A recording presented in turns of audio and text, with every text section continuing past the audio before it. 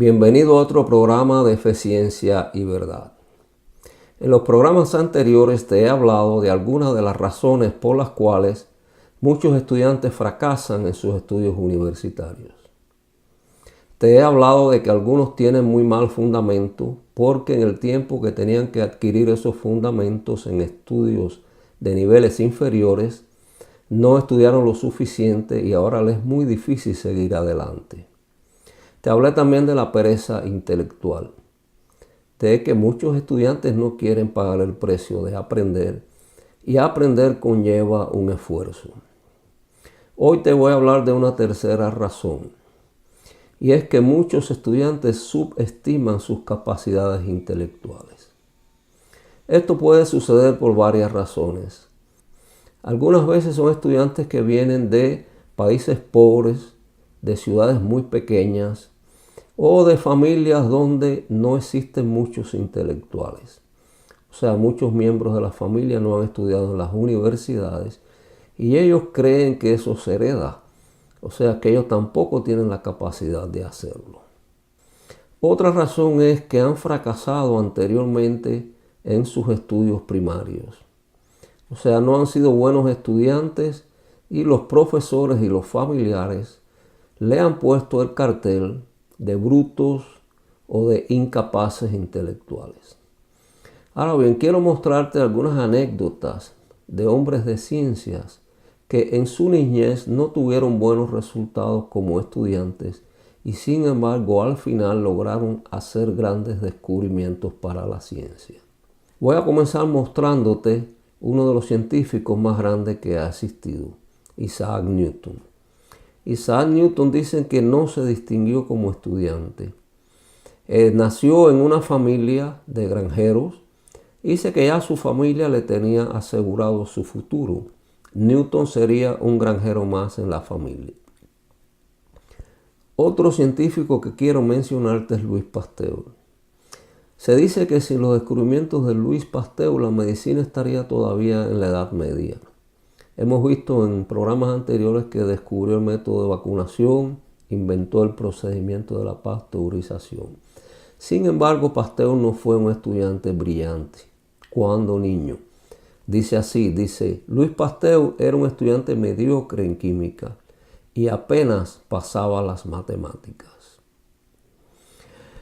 Otro científico que quiero mencionarte es el inventor Thomas Alva Edison. Thomas Alva Edison inventó la luz eléctrica, inventó el fonógrafo, inventó la forma de grabar el sonido e hizo muchos otros inventos. Ahora, cuando Thomas Alva Edison era niño, era el hazmerreír de sus compañeros. Dice, el corto tiempo que pasó en el colegio no tuvo dificultades para ocupar el último puesto y era considerado un tonto por su mismo padre. Dice él, mi padre pensaba que yo era un tonto y yo casi creía que en verdad era idiota. Por último, quiero mencionarte a Albert Einstein, un científico muy famoso del cual hemos hablado en programas anteriores. De Albert Einstein se dice que no era muy buen estudiante. Se dice que delante de cualquier profesor, Albert Einstein no ofrecía ningún porvenir. Era lento para aprender, tenía problemas de lenguaje y rehusaba memorizar sus lecciones.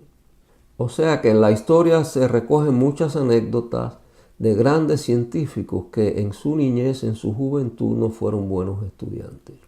Te cuento todo esto para animarte y decirte que no desistas en tu intención de aprender. O sea, no dejes que la pereza intelectual o el subestimar tus capacidades intelectuales te limiten. Tu cerebro, como el cerebro de todo ser humano, tiene una gran capacidad. Se ha demostrado que cada ser humano tiene la capacidad de aprender alrededor de 20 idiomas. Incluso algunos dicen que hasta 30 idiomas. Sin embargo, aprendemos un idioma, 2, máximo 3 o 4 idiomas. Una computadora convencional, moderna, la que se usa comúnmente en las casas, una computadora doméstica, tiene aproximadamente unos 500, unos 1000 gigabytes de memoria. ¿Sabes cuántos gigabytes de memoria tiene el cerebro humano? 2.500.000. Dicen que sería como memorizar durante 300 años todos los programas de la televisión. Es decir, dejar el televisor encendido durante 300 años y memorizar toda esa información. Quizás sea un poco exagerado, pero el hecho es que el cerebro humano tiene una capacidad increíble. Ahora te alerto, la ciencia está yendo en contra de esta afirmación últimamente. Esto está más que demostrado y solamente se necesita un poco de sentido común para darse cuenta que la mayoría de las personas no utilizan la enorme capacidad que tiene su cerebro. Sin embargo, ¿qué sucede? La ciencia está yendo en contra de esta afirmación porque el hecho de que el ser humano tenga una capacidad intelectual que no usa va absolutamente en contra de la teoría de la evolución, porque no puede explicarse por qué el hombre desarrolló evolutivamente esa tremenda capacidad intelectual que nunca usa. Y es por eso que puedes encontrarte ahora en la internet, puedes encontrarte trabajos científicos que están tratando de negar esa enorme capacidad del cerebro humano. Ahora, tu cerebro tiene una capacidad increíble. Quizás algún día el Creador nos pregunte cara a cara, ¿qué hiciste con el tremendo cerebro que te di? Y bueno, tendremos que dar cuenta de lo que hemos hecho con lo que el Creador nos ha provisto. Bueno, ahora vamos a continuar con nuestra serie sobre la fe y la ciencia. En el programa de hoy vamos a ver cómo la fe y la ciencia se complementan. Vamos a comenzar con una frase de Albert Einstein. Albert Einstein dijo, la ciencia sin religión está coja y la religión sin ciencia está ciega. Déjame llamarte la atención sobre el hecho de que cuando personas que no conocen las escrituras hablan de religión, están hablando de fe. Nosotros sabemos que fe y religión no es exactamente la misma cosa, pero para estas personas es lo mismo. O sea, Albert Einstein está diciendo la fe sin ciencia está ciega, la ciencia sin fe está coja. Esto quiere decir que la ciencia y la fe se complementan.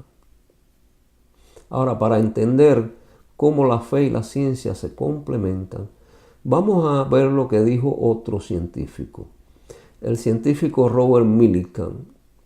En el segundo programa también mencionamos a Robert Millikan, fue premio Nobel de Física en el año 1923. Él dijo, ni tampoco existe, en mi opinión, ninguna excusa para un conflicto entre la ciencia y la religión, porque sus campos son completamente diferentes. En este comentario de este científico está la clave para entender cómo la fe y la ciencia se complementan. O sea, la ciencia y la fe se ocupan de campos diferentes.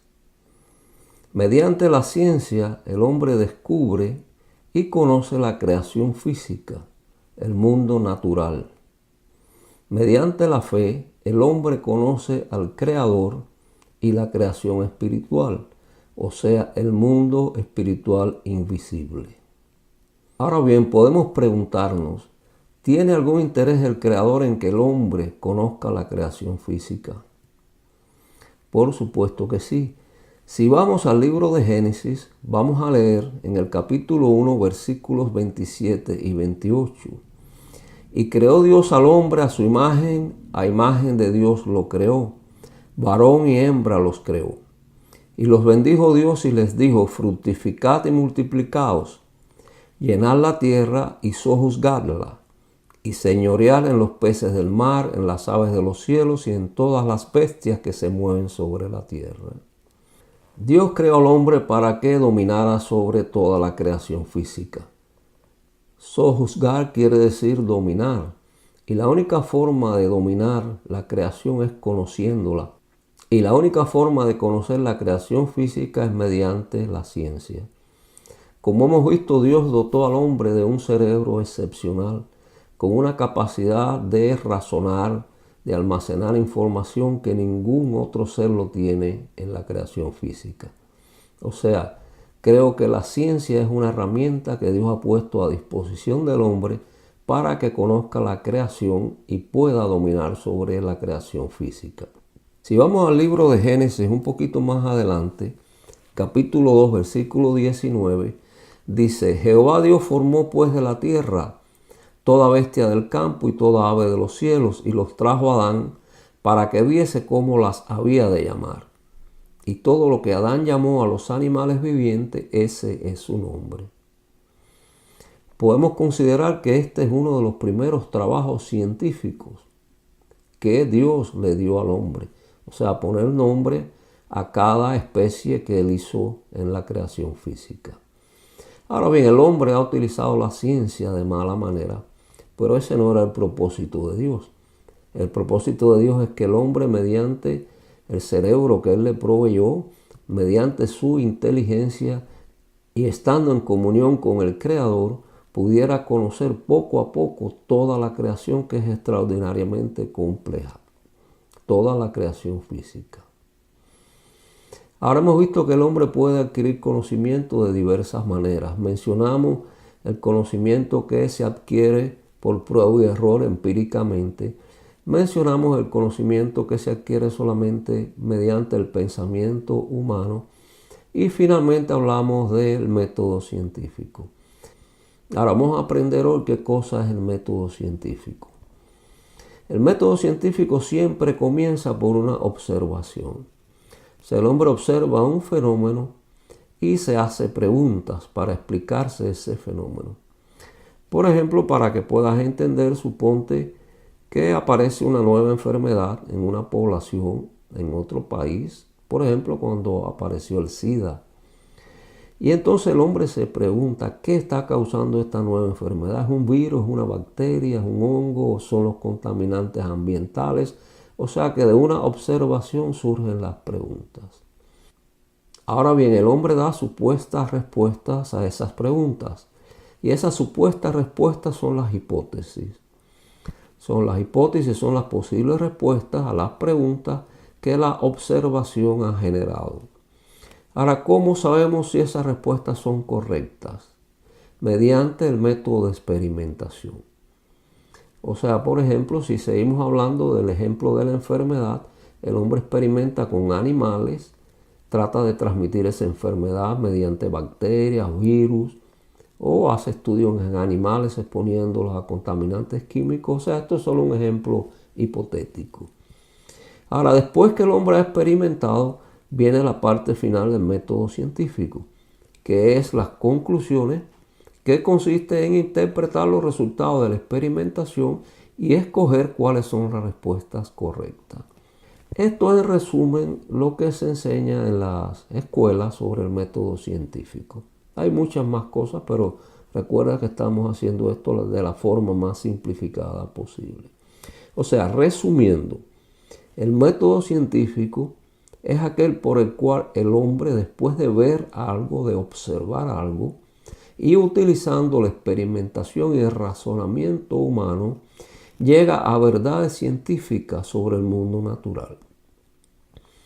Ahora bien, son esas verdades científicas absolutas. La ciencia no establece verdades científicas absolutas. Todo conocimiento científico es relativo. Vamos a ver una cita en la internet que nos explica esto bastante bien. Dice así: nuestros conocimientos relativamente exactos en esta otra fase del proceso de la ciencia se profundizan y se precisan cada vez más a medida que se desarrollan.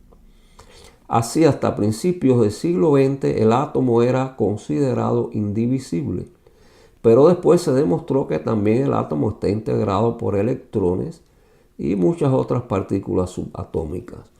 La teoría electrónica de la estructura de la materia constituye un avance amplio y profundo de nuestros conocimientos sobre la materia. Pero tampoco lo que hoy sabe la ciencia respecto a la estructura de la materia es la última y definitiva verdad. O sea que la ciencia descubre verdades que son importantes, que sirven de aplicación práctica, por ejemplo, para sanar enfermedades, pero esas verdades no son absolutas.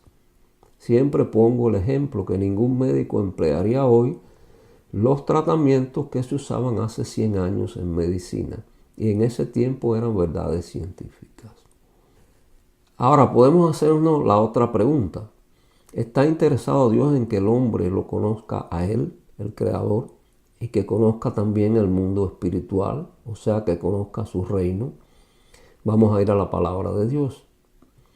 En el Evangelio de Juan, capítulo 17, versículo 3, dice así: y esta es la vida eterna, que te conozcan a ti, el único Dios verdadero, y a Jesucristo, a quien has enviado.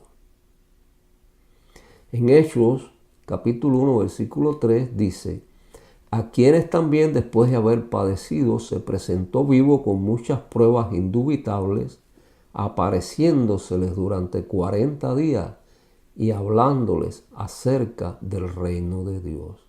O sea, el Creador está tan interesado en que nosotros los conozcamos a Él y conozcamos su reino, que Jesús empleó 40 días después de resucitado para hablarle a los apóstoles sobre el reino de Dios. Y durante su vida terrenal estuvo todo su ministerio hablando sobre el reino de Dios. O sea que Dios está interesado en que el hombre conozca ambos mundos, que el hombre conozca la creación física y que el hombre conozca también a su Creador y a la creación espiritual. Ahora, nosotros podemos conocer la creación física mediante la ciencia, pero al Creador y a la creación espiritual no los podemos conocer utilizando la ciencia. En el programa anterior hablamos sobre eso. El Creador ha establecido que la única forma de conocerlo a Él y de conocer su reino es mediante la fe. Ahora vamos a ver esto con un poco más de detalles. Vamos a la pantalla. O sea, vemos que la ciencia, empleando el método científico, descubre verdades científicas sobre el mundo natural, que es temporal y visible, como hemos visto.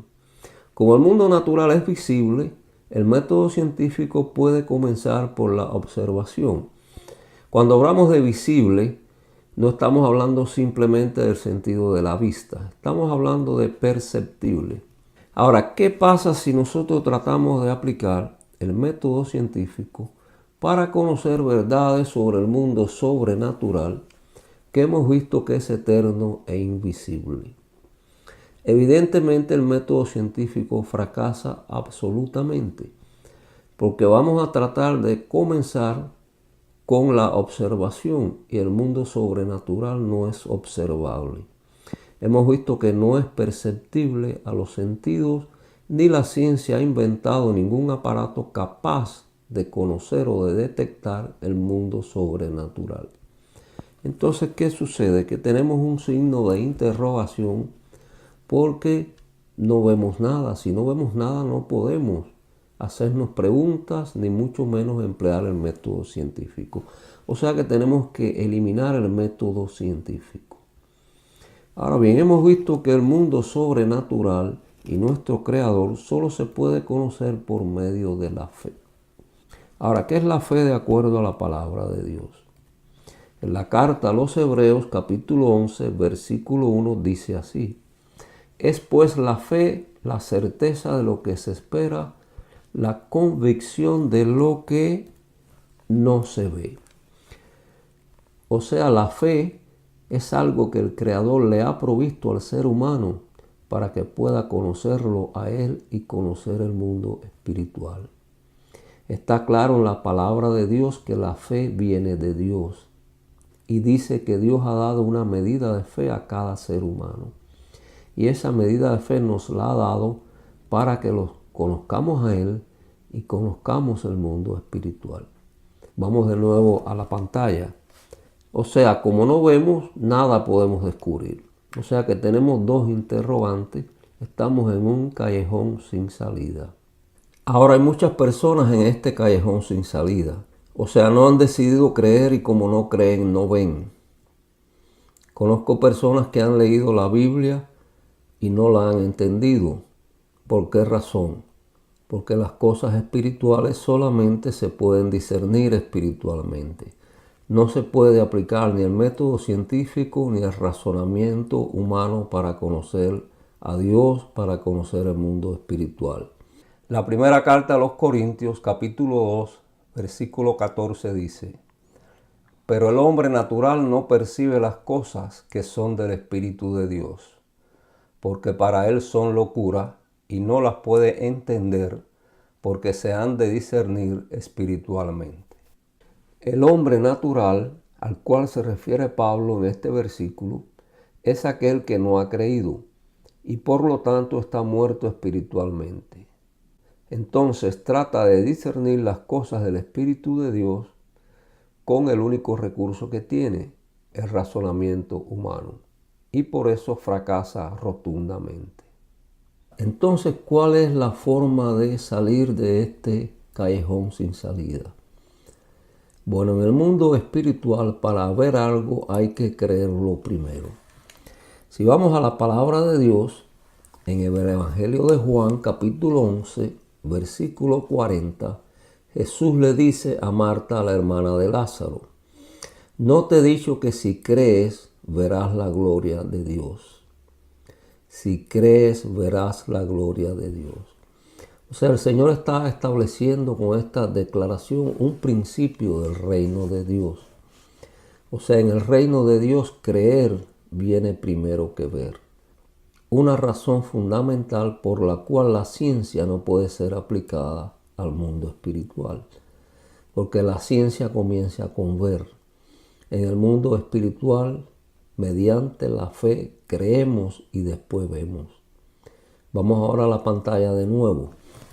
Si pasamos este creer para aquí, ya tenemos por lo menos un comienzo. O sea, si crees, verás. ¿Qué verás? La gloria de Dios.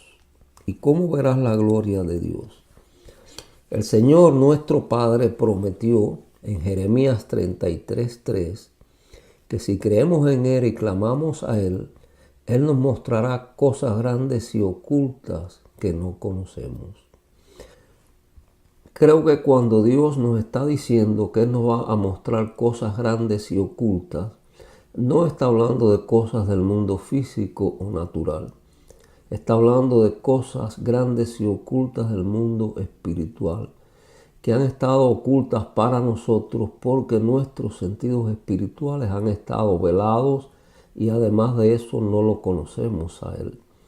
Cuando comenzamos a conocer al Creador, Él nos comienza a revelar el mundo espiritual porque es su deseo que nosotros lo conozcamos. Entonces el Señor nos va a mostrar que nos va a mostrar verdades sobre el mundo sobrenatural, eterno e invisible. Ahora bien, cuando Dios nos está mostrando verdades ocultas del mundo espiritual, no podemos emplear el razonamiento humano para comprender y aprender esas verdades. Las verdades espirituales se aprenden por discernimiento espiritual y por revelación de nuestro Padre Celestial. Si vamos a la palabra de Dios, en el Evangelio de Mateo capítulo 16, versículo 17 leemos: entonces le respondió Jesús: bienaventurado eres, Simón, hijo de Jonás, porque no te lo reveló carne ni sangre, sino mi Padre que está en los cielos.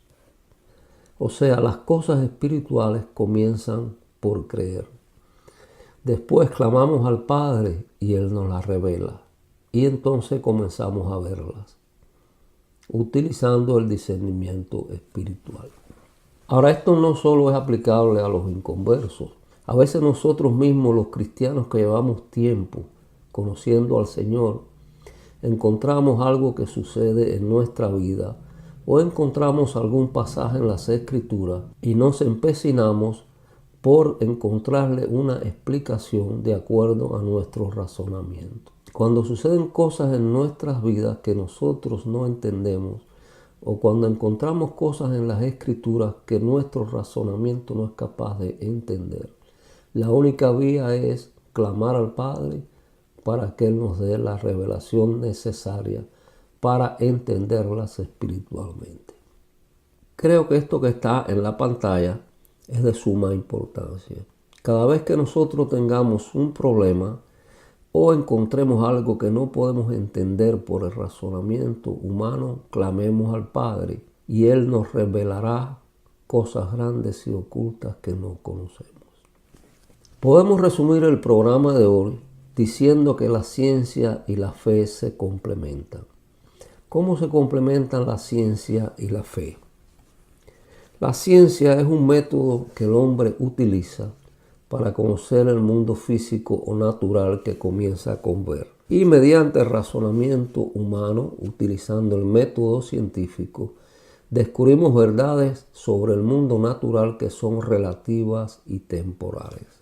La fe la ha provisto nuestro Creador para que conozcamos el mundo espiritual y lo conozcamos a Él, el Creador de todas las cosas. Ahora bien, el procedimiento para conocer el mundo espiritual no comienza con ver, comienza con creer. Si creemos, entonces el Padre, por revelación divina, nos dará a conocer verdades sobre el mundo sobrenatural que son absolutas y eternas. Con esto vamos a terminar el programa de hoy.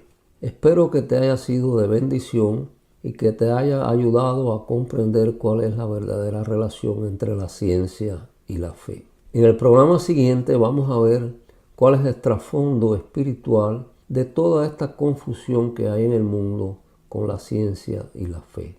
Toda esta supuesta contradicción que en realidad hemos visto que no existe. Vamos a referirnos al espíritu de Grecia. Nos vemos en el próximo programa de Fe, Ciencia y Verdad y que Dios te bendiga abundantemente.